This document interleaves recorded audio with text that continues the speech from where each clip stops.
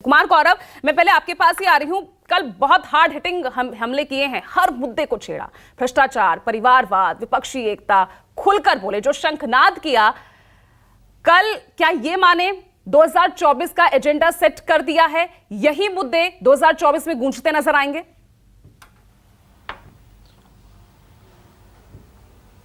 देखिए पूजा, बिल्कुल प्रधानमंत्री ने कल जिस तरह का भाषण दिया है और तमाम वो मुद्दे बताए हैं, जो भी बातें उन्होंने कही, उससे ये तय है कि 2024 के लोकसभा चुनाव में क्या क्या एजेंडे होंगे।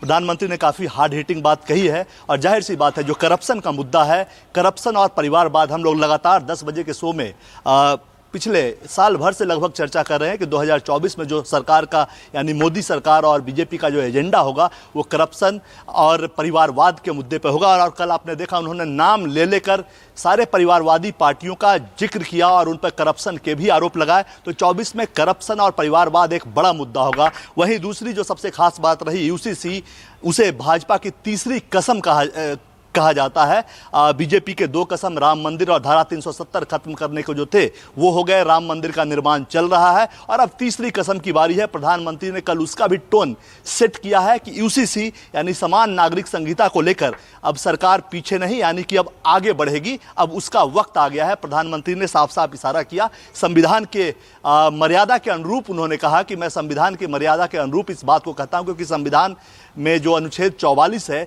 वो सरकार को यह अधिकार देता है कि वक्त आने पे सभी जाति, धर्म, लिंग भेद से ऊपर उठकर समान कानून बनाया जाना चाहिए। और सरकार 2016 से, मैं आपको बताऊं, बहुत ज़्यादा चर्चा नहीं होती, लेकिन 2016 से ही उस टोन को यूसीसी कानून की तरफ धीरे धीरे आगे बढ़ रही है। आपने देखा होगा, धारा ट्रिपल तलाक को खत्म किया गया। उसके बाद विवाह की जो न्यूनतम सीमा है उसको बढ़ाने का एक कानून लाया गया, जो संसद की अस्थायी समिति के पास है। उसके बाद अनिवासी भारतीय जो हैं, चाहे वो किसी भी धर्म जाति के हों, उनके विवाह को रजिस्टर्ड कराने का जो कानून है, ये 3 चीजें इसी यूसीसी से आपको जोड़कर देखना होगा। और इस दिशा में 2016 से मोदी सरकार आगे बढ़ रही है। और जाहिर सी बात है कि अब चूंकि लोकसभा चुनाव नज़दीक है, ऐसे में चुनाव के पहले चूंकि मात्र 2 सेशन, अब मानसून सत्र है और शीतकालीन सत्र है, जो पूरा का पूरा सरकार को मिलेगा। उसके बाद छोटा सा एक सेशन होगा बजट को लेकर, चूंकि उसके बाद चुनाव की प्रक्रिया शुरू हो जाती है।